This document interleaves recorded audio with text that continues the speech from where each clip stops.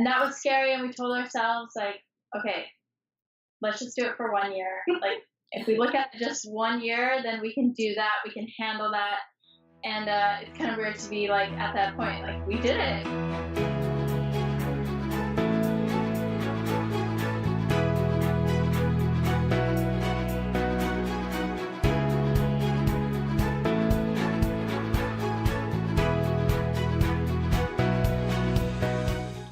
Hey guys, I'm Hillary and I'm the owner of Wonder King Co. We make handmade hair bows for the adventurous child.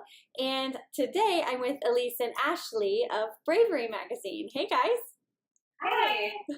And for those of you who might be new to watch this series, we do an interview with creative entrepreneur, and the point is to sort of unveil what goes on behind the scenes with starting and growing a business, and to hear about, you know, the ups and the downs and just all of the authentic, real stuff that happens behind the scenes, especially nowadays when there's so many social media entrepreneurs and everything looks just great and easy and perfect. It's nice to truly connect with people and just hear a lot more that's under the surface.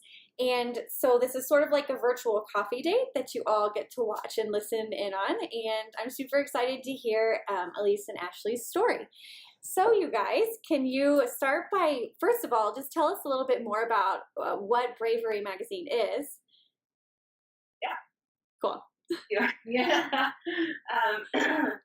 Bravery Magazine is a quarterly print publication for kids, boys and girls ages 4 to 9, and it features, or it centers around one strong female role model, and then every has activities and DIYs and stories, a lot of illustrations that center around her and every facet of her life. So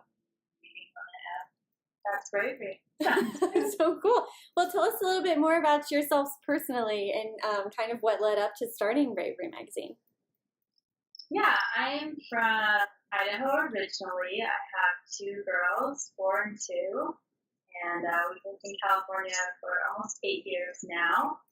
And Elyse and I have been friends for almost 8 years. We both moved to California within a couple months of each other, and kind of became fast friends, and always dreamed of and talked about starting business in some way or form.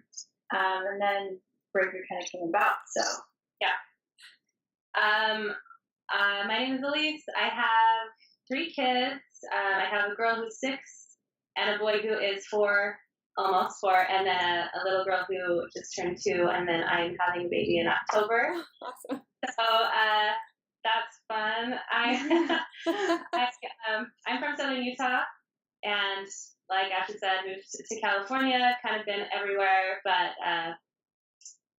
moved to California about 8 years ago, met Ashley. We've always kind of done whatever we wanted to do, and I have a background in elementary education, and that's about it for me.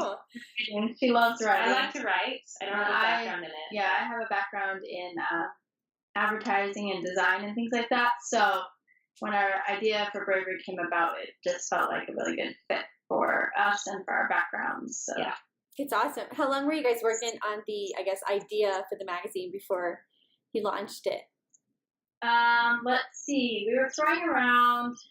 We knew we wanted to do something with brave role models, introducing that to our kids and to other children. So for a while, it was going to be a subscription box, actually. Okay. And we kind of walked down that road and realized we were way in over our heads. Like, we just didn't even know how to make that possible or make it happen. So once we thought of the magazine, we were kind of, wheels were already rolling. We were ready to just run with it. So we were like, let's try. And that was in March of last year. And then by September, we had our Kickstarter launch. So cool. Yeah. So you, since it launched, it hasn't even been a year yet, right? It's just been a few issues. Yeah. Mm-hmm. So cool. Do you guys have all the rest of the year planned out? Not as much as we'd like to, but hopefully we have a little work retreat coming up where we're hoping to plan the rest of that out and a good chunk of next year. Yeah. So, that's so cool. So what's been your favorite thing so far, I guess, about what you've created? Oh gosh. I think seeing what we're capable of. Like, our friendship is, we've been friends for a long time, and I've learned so much about Elyse in this process and about myself, and it's just been really neat to see like skills and qualities that we never knew that we had, and just really digging deep and finding out what having a dream and working hard, what that means and what that looks like and what that brings out in you. And then at the end, having this amazing product that people love and seeing people be so responsive has been really incredible. Yeah, I think that's another big part is like we have a physical product now that we can see our hard work has paid off into this physical product, but then seeing other people's reactions to it and feedback from it has been super rewarding because it can be really scary to put something out there, Mm-hmm. and it's hard to know if you're too close to it and if you can look at it objectively, but when other people start liking what you've done, it's really a big confidence booster, and it has been for us. That's so cool. So right now, kind of where are you in the process? You said it's still you two running the day to day. Can you walk us through like who does what and what that looks like? And then you were saying you might be looking to hire soon, or kind of what that looks like. So technically, we have one employee. She's not technically an employee because we don't pay her yet. My sister-in-law has been working with us for, 7 months or so now, doing our wholesale and helping out with that. So we're hoping to officially hire her next month, start paying her, give her some more responsibilities. She's been amazing. Yeah, but for the most part, it's just the two of us. So we're lucky. I mean, we're lucky too. Our husbands, somehow all four of us have just make a really good like group because Ashley's husband is really good at tech stuff and he builds our website and cool. deals with all of that. And then, and so he is amazing. We could not do it without him. And then my husband does finance. And so he helps us with all business stuff, like our numbers and our accounting and all of that. And that's not a strong point of ours. So anyway, it's just, I feel like it's really good. As for ourselves, like we had mentioned, I'm talented at writing, and so I write all the copy in the magazine and for our social media, and I handle the customer service for the most part, and managing that kind of emails part of it, and then I do the design side. So I help find the artists, put all the art together, the magazine together, find the images for our Instagram, for social media, and then kind of handle marketing and that area. So try to divide and conquer between the two of us. Yeah. So it works well. We create the magazine together, we brainstorm together, we do all of the content together, and that's just us two for the most part, coming up with what each is in each magazine, and then we divide and conquer and do what we're good at. So and lots of artists. We have the help of lots of artists because we are not artists. No. That's awesome. So what is, obviously, I guess, you guys have been like sprinting because you guys just launched, and I feel like you're growing and stuff. So obviously there's been ups and downs, but what's the big thing that, is inspiring you and motivating you to, grow this business? I think a year ago when we started, it was really scary to get to the point where we were like, okay, we're going to do this. It's time to put our money into it. It's time to jump off the cliff, so to say. And that was scary. And we told ourselves like, okay, let's just do it for 1 year. Like if we look at just 1 year, then we can do that. We can handle that. And it's kind of weird to be like at that point, like we did it. We are like coming up on our year, on our 4th issue. And I don't know, it just feels really good to see what we've accomplished over this year. So I'm not ready to throw in the towel yet. I'm like, okay, let's do year 2. We'll just take it year at a time. But I think what is motivating to me is thinking about all the women who we want to highlight and who we want to like teach these kids about, and that's really motivating. And thinking like, let's do an issue about, Ruth Bader Ginsburg. Let's do an issue about Julia Child or Bessie Coleman, and just all these amazing women. And so that's motivating to me personally to kind of be able to offer that out. Yeah. And I think, I mean, the reason why we started Bravery in the first place, I don't know if we really talked about it, but we both had experiences with our daughters that I had a negative, not really a negative, just a learning experience where my daughter thought she was a princess, and princesses cannot be brave. And that's what she told me. And at that point, like, I just realized that I hadn't introduced her to anything but princesses. The princesses are not bad, but I hadn't really given her other options. And so for me, I think the most motivating thing for me at the very core of everything is it is not easy to run a business. It's not easy to deal with social media and customers. It's hard to do. But for me at the beginning, I mean, the reason we started this is because my daughter, I've seen her shift in a way that I did not even know was possible. She is confident, and, if she is scared of something, she can reach back at these women that we've highlighted so far and use examples from their lives that she brings into her own life. Like, I can be scared of the dark because Mae Jemison was scared of the dark, but she got over it, and I can too. So that's been really cool for me to see, even just personally, just how much this has affected my family and my kids, and how, so that's been a big motivator for me to keep going, even when I felt burned out or done, Yeah. Yeah. That's so awesome, because I feel like that even if I was to hear someone say how important it is to bring, to teach my kids about more than princesses, to be able to give a parent a tangible resource to use and connect with their daughters on a quarterly basis is awesome. Like, I remember working through a workbook a couple years ago when I just had Addie alone, and I thought it was not as cool as Bravery Mag. It was like kind of cheesy, but it had these activities, and I remember I did like 2 of them and thought nothing probably will come of this. And then, a month later, I'm hearing her talk about stuff that like she remembered, and it's just, kids are like sponges, and being intentional about sharing these things is so important, I think. Yeah, exactly. And we've seen that with our own kids and with other readers who have shared that with us, and just, that at the core, that's why we do it, is because we feel like our kids, even at a very young age, can pick up on this empowerment, and that we can teach them that there is more that they can do with their lives than need to be saved, or they don't need to be perfect, or, there's just so much that, anyway, so that's really why we do what we do. So cool. Can you guys tell us a story of, I guess, like the biggest failure you've had to date, or the lowest moment? And just like, what happened, how'd you get through it, and what you learned from it? Yeah, I think one that comes to mind is, we were getting ready to launch our second issue.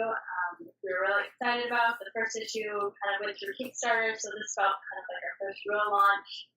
We had a launch party planned, we had all these things planned, and I specifically remember coming over to Elyse's house. We have tables out with everything ready to go. The magazines have arrived. We were going to package them all. All of our subscribers, so 600 plus people at that point. Nearly 1,000 packages, I think. Anyways, we open these boxes and pull out these magazines, and we're like, what? Just noticed that, the laminate covering on our magazines was bubbling. Oh no. You're like, what? This is just the first one, right? So we just start frantically opening boxes, and all of them. It wasn't terrible, but it was enough that we didn't want to give that to our customers. Some of them were pretty bad, it was just, this was like 3,000 or 3,500 magazines. 3,000 magazines were just not usable, that we had paid a lot of money for, and obviously everything is really time, Yeah, we're not like, I don't call ourselves a legit business because we're not planning years out in advance like real businesses are. So it was like, everything is just timed perfectly. Like, this is going to go everything off. Yeah. And so it was just a really hard moment to know, like, what do we do? Do we just pull out the worst ones and send the rest to our customers and hope that they don't notice and it won't be a big deal? And we just felt like that wasn't something that we could stand behind. And so we got on the phone with our printer and talked to them, and they were really cool about it. They were cool about it. They looked into it, and they reprinted all 3,000 and had them to us 2 weeks later. So it pushed everything back a little bit. All of our followers were really really understanding about it that too. I think we were really excited about, or happy about, is that it was really hard for us to like get on Instagram Live, the only way to really like talk to it with our customers Yeah. and tell them what had happened, and we just didn't know what the reaction would be, and we felt so bad since we were so new at that point, still are. We just didn't know what to expect, and everybody was just so nice. We were like crying because we were just so stressed at that moment of like, this is not going to happen. Anyway, but our followers are amazing and so kind. And in the end, we were able to take those 3,000, that weren't up to standard and donate them to different schools and kids everywhere. And it was a really neat experience and a neat way to like turn things around. So get them in the hands of kids that, may not have gotten them in another way. So that's really cool. What do you feel like you learned from that? Oh, well, plan ahead. Give ourselves a little more time. Yep. Try to give ourselves a little more time. And I don't know, because I think it was a fluke type of thing, but that's kind of business, like there's always some fluke that doesn't normally happen that happens. So. Like we just learned to be more flexible. I think personally, be a little bit more flexible, be able to roll with the punches, have backup plans. Because things are not always going to go according to plan. Yeah. You just have to have, be creative. I think that's the biggest thing too, is like, we have to find a way to be creative about this problem of how to solve this problem. And that is an exciting part of business to me, is being creative, a creative problem solver in a real world way. Cool. Totally. Cool. What would you say are your biggest strengths as business owners? I would just say yours. I'll say yours and you say mine. Yeah, better that way. Okay. So Elyse I didn't know this until we started business together, which was really cool, but she's like super organized. If you open her email inbox right now, it will say 0. And it will all be in folders. Like there's nothing even in the main page, which is so, mine's opposite. It's like 1,200 emails or something, So Elyse is just super organized, very responsible, there's a reason she's over our customer service. She can't let an email sit in her inbox for more than a couple hours. So she's like very responsive, very organized, amazing writer. But yeah, I think she keeps us grounded. She brings in like the realist point of view, which is really good because that's the opposite of mine. Yeah, so it's good. A good segue into what Ashley is really good at. Ashley is like our dreamer. She is the reason why we have a magazine in the first place, because through all of our different ideas, Ashley texted me one day and was like, what if we did a magazine? I'm like, no, nobody reads magazines. I hate magazines.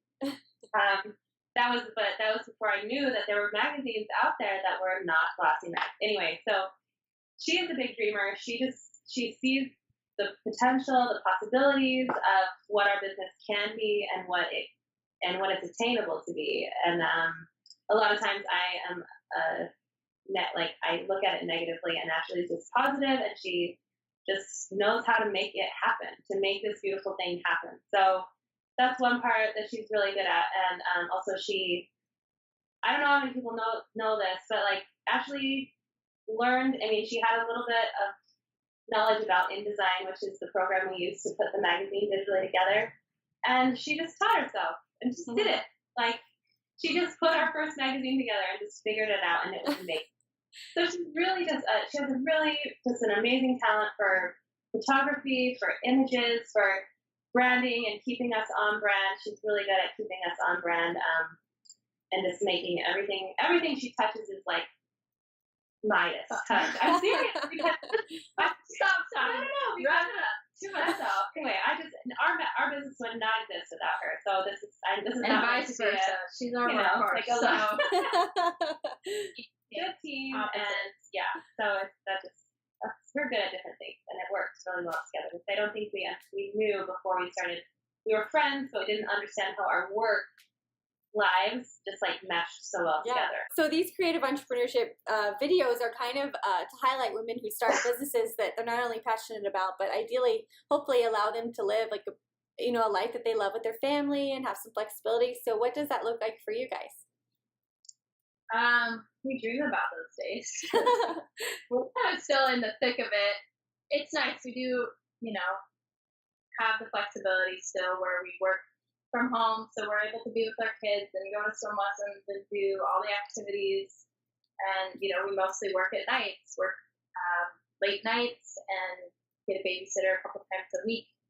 So that's nice to have that flexibility. I think we dream one day of it. It'd be cool to bring both of our husbands in, and it becomes a real family business. And they do a morning routine with the kids, and we swap and do afternoons or something like that. Yeah. But I think we're working on it. Yeah, I think we just take it day by day and try to make some part of our dream a reality, and be working towards that every little bit at a time. Cool. What's the most exciting thing that's ever happened to or in the business so far? Let's see, we had made a list. There were some really neat things. Last fall, our first issue was about Jane Goodall, and we found out she was coming to San Francisco, which is right outside where we live.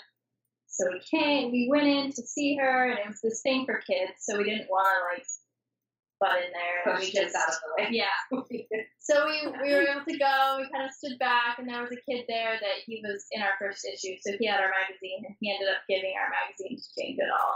And so we weren't able to meet her. We were within arm's length, and then later when she was getting ready to leave, we look over and she's just clutching our magazine in her arms, and we were like, "Oh my gosh!" She using it as a writing. She was writing something else and using it as a hard service, but still. Hey, let's play magazine about Jane Goodall. Yeah, That's so cool. That was really, really awesome. That was one of our favorite moments, I think. And I think another one of ours too that we loved was our Kickstarter experience. We were funded in less than 3 days, and we did not expect that. I mean, we had plans to be marketing really hard for a month, and by the end of the first day, we were over half funded, and we were freaking out. I mean, Wow. husbands were texting us every second, "You guys are up to this, you're up to this," And so it was just this. It was like an adrenaline rush all day, every day and we just were. That was super fun. Yeah, that was I think that's one of the funnest periods of time that I've had in this. It's so So cool. What is your ultimate vision for Bravery Magazine? In the next 5 years, and then also kind of what are you working on just in the next 6 months to a year? yeah, I think. I can dream really big if you want to, but no, I think we would love to see Bravery in every home. Or however that happens, whether through a school, we would love to see Bravery go into schools. I think that would be really neat. And to see it just very accessible. You go, it's there. You go to the bookstore, it's online, it's everywhere. It's kind of like this new resource for families and kids for learning, and expanding that into possibly different products, into a book, into lots of different things. So. Yeah. And as for what we're working towards in the past or in the next 6 months or so, 12 months, I feel like recently we had Mayfold and we've met them. We wanted to get into a fulfillment center, and we did it. Right now we're working on getting a subscription service for our subscribers. We're working on making our first few hires and looking for possibly a space, a workspace to work at. We're also just trying to get magazines. I think we're in this interesting process of trying to step back personally from the magazine, so we're not doing everything, and people to hand it off to, and what that looks like. That's something that we are really interested in, how other entrepreneurs and business owners do that. At what point do you step back so you're not doing everything? Yeah. How do you hand it off to someone, and what parts do you hand off to somebody? And that's something that we are working towards right now, of just what does that look like?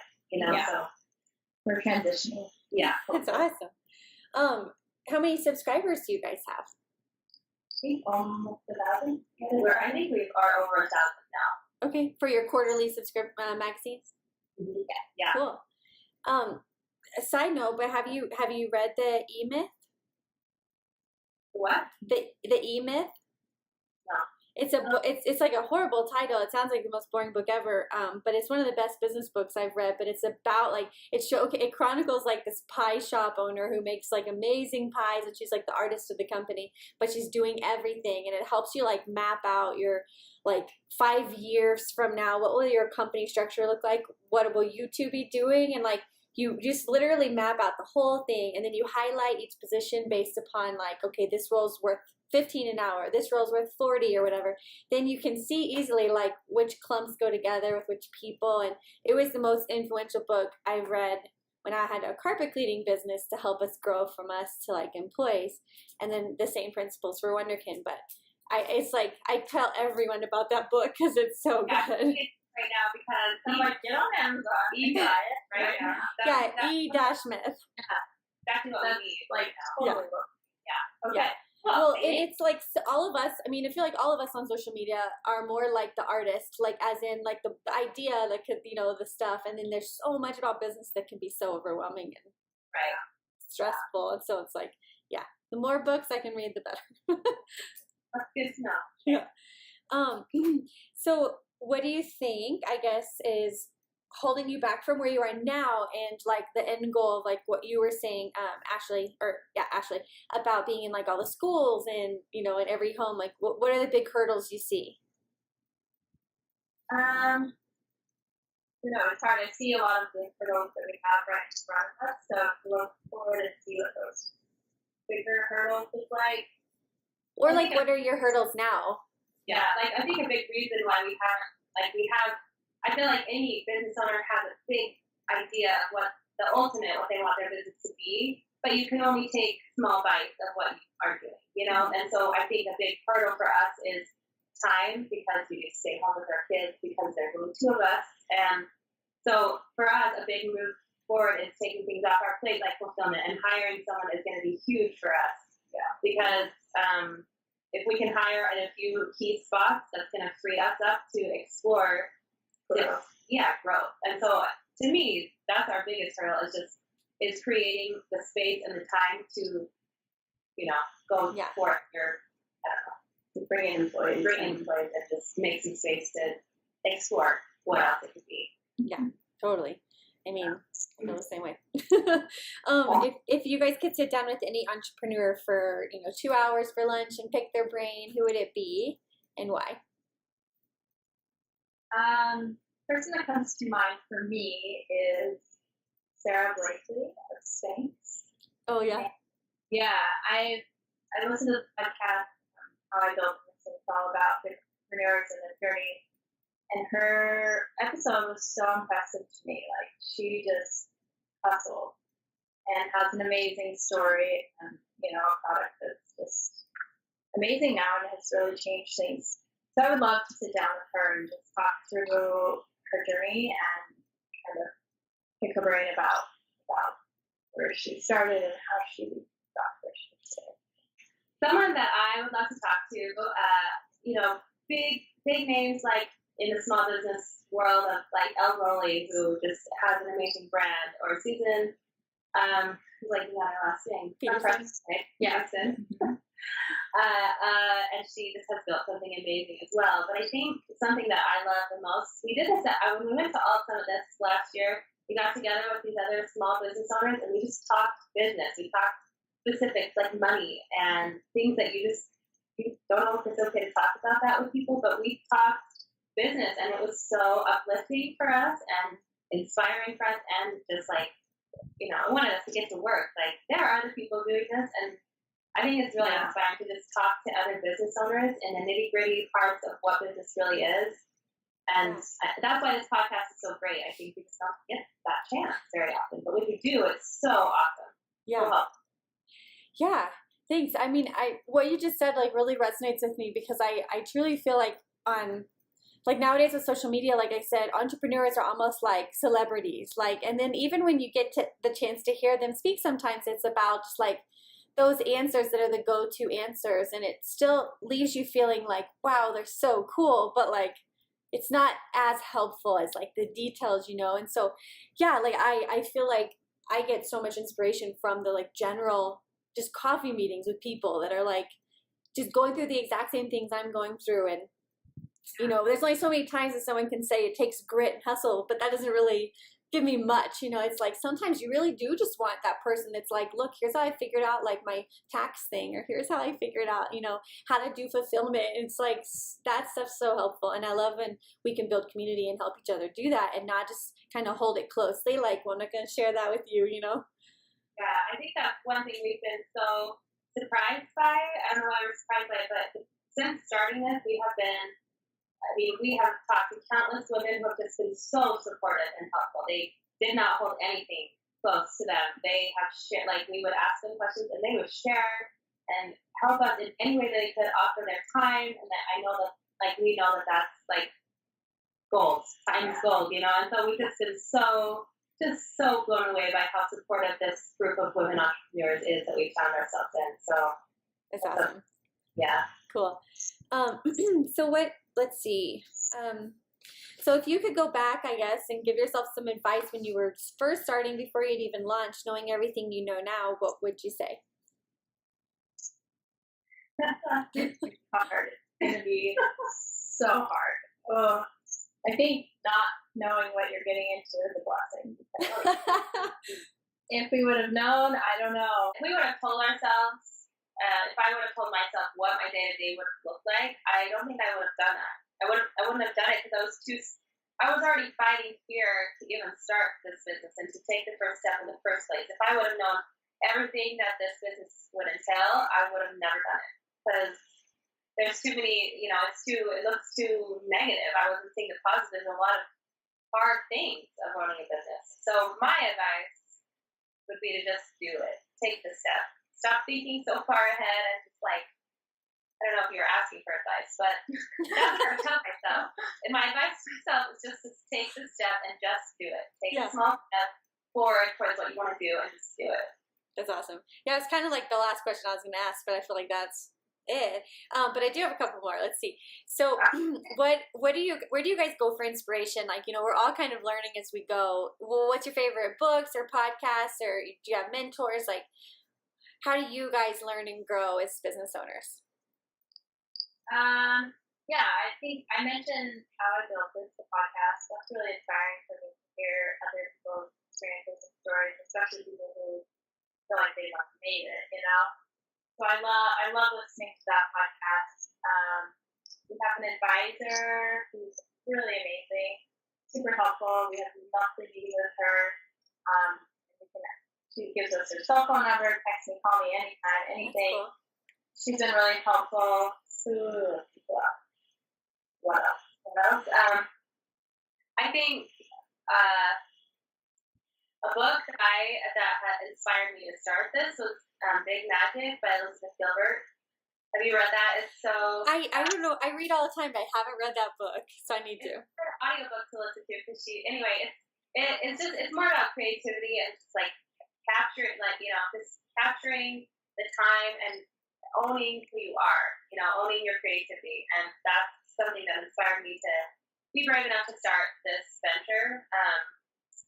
And in terms of other mentors too, we can't stress enough how much we lean heavily on, like, we have a friend who's our strategist who helps us navigate sensitive issues like race and differences and stuff that we weren't really aware of before we started this naively.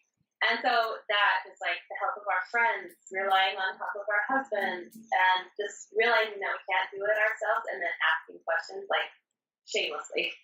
And just contacting people shamelessly, that's been really helpful for us. That's how we grow. Yeah. You know, we ask questions and we have learned to not be afraid to contact people. It's the worst thing someone can say is no, I guess. So. Yeah. Well, that's awesome. What is a quote that you guys love and live by? Mine came from my book that I live by now, Big Magic. I was reading it and it was like it hit me like a bolt of lightning at that point.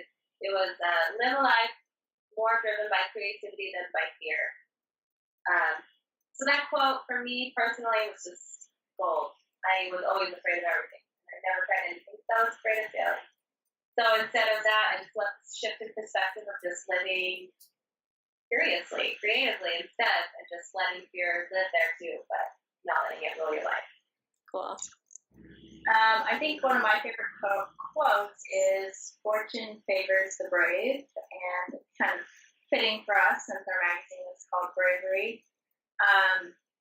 But I think it's very true. If you don't ever try anything, then how will you ever know if it's good or bad, or if nothing will ever come of it if you don't even try. So I think having the bravery to try is kind of the first step, because nothing's going to come if you don't do anything. So you have to take that first step. And that was something that was really hard for me when we started, is just kind of a perfectionist in this space, and I really didn't want to release our first issue because I didn't think it was good enough. And I think this has stopped me a lot in the past from moving forward with certain dreams, because I just had a really high standard and it wasn't ever good enough. And so Elyse, if she wouldn't have been there, it never would have happened. She pushed the button, submit it to our printer, and it was life changing. And just, doing that and then getting feedback from other people and seeing that, my standard was probably way too high, and it was okay to lower it, and having something that maybe wasn't perfect was better than nothing. And it's okay to be continually growing and learning. And just like Apple, every year comes out with a new phone that's better and faster than the last one or whatever. That's what we're working on too. Every issue we come out with is a little bit better than the last, hopefully, and you're just constantly improving. So I love that. Yeah, one of my favorite things is just take imperfect action now. Because it's so easy to want to wait till it's perfect. Like, I was scared to just start up the series again, because it's like, I wanted, if I'm gonna start it again, I want that first one to be epic, HD cameras, mountain view backgrounds. But it's sometimes it's just good to do it, just to talk to people. So yeah. So what are you guys most excited about right now? Oh, what are we most excited about? We just talked to Temple Grandin last week on the phone, and she is our highlighted woman for issue 4. Ooh. So we're super excited about that, because, we've featured these different women, and we've never had the chance to actually talk to one of them. And so she did an interview for us for the magazine. So I'm really excited to put that in there, and then, have our readers read that, see what everybody's feedback is, and just to have her be a part of this issue is really, it was really special. It's pretty cool. That's so awesome. Cool. Well, do you guys have any closing thoughts? I know you've speckled this whole interview with great advice, but just closing thoughts for other entrepreneurs who might be considering starting something for themselves? I guess I already kind of said mine. I'll just reiterate it. Like I said before, I was always afraid of everything, and I felt like I didn't know what I could offer, or if anything that I could offer would be original or worthwhile. But I think my biggest two things that I've learned personally through this journey is, one, own your talents and own what you bring to the table. I think it's so important, and even if you can't see it, you can just take the first step and do something, a small something that has to do with what you want to do. And then own what you bring to the table is so powerful. Once you can make that shift in your head that what I bring is unique in some way, everybody is unique in some way. Everybody brings something special to the table. There's always something you can contribute. So to me, that's something I battle with fear and anxiety of not being able to be special or contribute anything special. And I think that's something big that I've learned. And now, so that's mine. We'll do it. And you learn a lot about yourself. I've talked about earlier, I don't feel like Elyse ever had the confidence before we started the business. She always didn't feel like she was good enough. And that was sad to me, because I was a friend and I could see her talents and see what she was good enough. So it's been a really cool year for her to see that in herself. And for us to see she's amazing at even more things than I knew. So You'll learn a lot from starting a business. And I think that if it succeeds or fails, that's something that you'll always come away with. And I always ask myself, what will I regret more? Will I regret starting this business, or will I regret not starting it? And that, I think, is a lot of the reason why we started Bravery, or not the reason, but that pushed us over the edge was, I'm always going to think about this. I'm always going to say, why didn't I do it? And 5 years down the road, when somebody else has come out with a magazine, I'm going to say, well, why didn't we just do it? We should have done it, but not a day have I regretted that we've done this. So that's awesome. Cool. Well, thank you guys so much for sharing your story, for taking the time to tell us not just the glamorous stuff, but, you know, all the stuff behind the scenes. You two are both super inspiring, especially just because of the message you're bringing everyone. And like I said, the resource you're providing moms who want to do this stuff, but you're giving them tangible ways to connect with their little girls, and I think in ways that are just super powerful. So again, we appreciate you guys. Thank you so much. And for all of you guys watching and listening, I hope you guys learned something from Elyse and Ashley's story. And we'll talk to you guys soon. thank you. Bye. Bye-bye.